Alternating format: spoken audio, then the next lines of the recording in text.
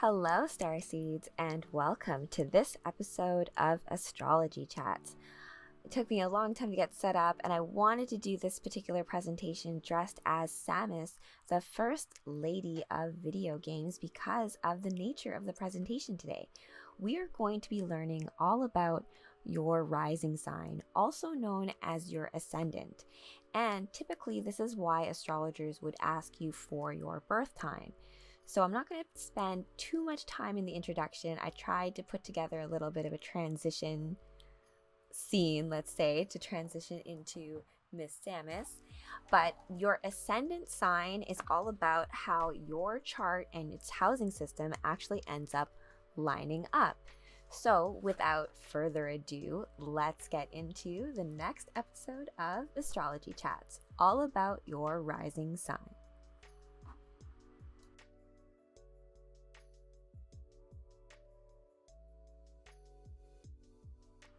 Okay, Starseeds, welcome to the presentation all about your rising sign.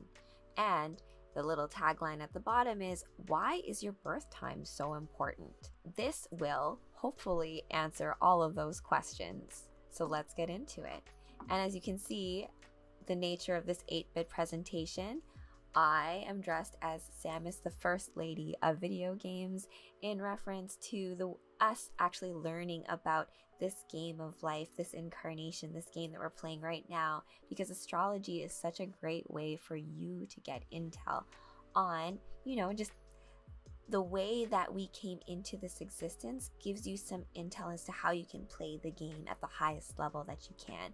And your rising sign is for sure part of that. So as per usual in my presentations, I have a little bit of an agenda just as a way to keep our ideas and our thoughts and our conversation grounded, and so we don't go off in a tangent, which is what I am so likely to do. And there's nothing wrong with that in the context of conversation and events, but in the context of this presentation, we're trying to learn all about your rising sign and your ascendant or your ascendant. Let's get into what the actual agenda is and the breakdown of topics as they're covered today. So we're starting with, of course, what is your rising sign? What is it? What is the significance of the rising sign in your birth chart and astrologically, and what this has to do with perhaps other people's birth charts, and does it have a major role in things like synastry or love astrology? And finally, we're going to get into the meanings behind your rising sign. Now, if you tune into any of my Astro Chat lives where I do any tarot card readings, typically some astrologers will subscribe to the fact that your rising sign is actually your more important sign, but I look at it as it's more of a trifecta. And so depending on you, you may want to look at readings for your sun, your rising, and your moon signs when it comes to things like that. What is your rising sign? Big question. The whole question of this presentation, really. Your rising sign, or ascendant, is the zodiac sign that was ascending the eastern horizon at the time you were born. And it sets up your entire birth chart. It's exactly why astrologers will ask you about your exact birth time. It's simply because your rising sign actually can change every 2 hours, on the minute, really. So if you think about all of these houses and where they line up with the signs, that is all dictated by your rising sign. Now I'm going to get into the meanings behind your rising sign. When I did the astrological starseed blueprint on Freddie Mercury from Queen, there was a saying that Brian May said that Freddie named himself Freddie Mercury because Mercury was the ruling planet of his rising sign. Now, off the top of my head, I can't remember what Freddie Mercury's rising sign is, but he was a Virgo, so it was actually his sun sign that was ruled by Mercury. In terms of rising signs that are notable, both Johnny Depp and Marilyn Monroe, who I both did their charts, you can check that out on my channel, they're both Leo risings, even though they're both Geminis. And you can see how that can explain perhaps why some Geminis express themselves in certain ways and some Geminis will express themselves in other ways. Or to put this more specifically to you, you may feel like sometimes you don't necessarily subscribe to or feel like your sun sign. And your rising sign and your moon sign as well are perhaps the reasons why that could be. You may find more allegiance or find that you feel more deeply as your rising sign or your ascendant sign. There are actually some astrologers that subscribe to or believe in the fact that your rising or ascendant sign, so your birth time and that first house, that really is the most important part of your birth chart, even more important than your sun sign or your solar sign. Okay, so now I'm going to delve a little bit more deeply into the meanings behind your rising or ascendant sign. So firstly, it is why your birth time is so important. I know that I've hammered that into your guys' heads over the last couple slides, but even if you don't know your exact birth time, even knowing, let's say, whether or not you were born early in the morning or in the afternoon or sometime in the middle of the night, can give you a little bit more intel or clues behind what that rising sign could be, because some astrologers can do a little bit of a guess, which I've done in the past in some of my readings. So your rising sign is a zodiac sign that was ascending the eastern horizon at the time you were born. There's also this metaphor of a book. And so if you are a book and you're a story and you're living out your life as this story, then the ascendant is the book cover and the introduction, or let's say that intro synopsis as to why you would want to read a book. And I've read that in, Love Astrology, when people think of rising signs, it's kind of like that first impression of someone. When you first meet someone, you're more likely to consider them as what their rising sign is. And then the more you get to know them, perhaps the more revealing of what their solar and moon sign, if you're lucky, will become revealed to you in that relationship. And so finally, in relation to your sun sign, which is your main horoscope, or what is popularly known as your horoscope sign. So I'm a Taurus, my sun sign is a Taurus. I am an Aries rising. Now, in relation to the sun sign refers to the inner eye, whereas the ascendant or the rising sign refers to the outer eye. And so, as I was saying about first impressions or the cover of a book, it's about that first impression and the outer eye as to how others perceive you. So as it comes to your main star signals in your birth chart, you can see that your ascendant and your rising sign is kind of that first pillar, and then you have your sun or solar sign followed by your moon sign, which is your emotional sign.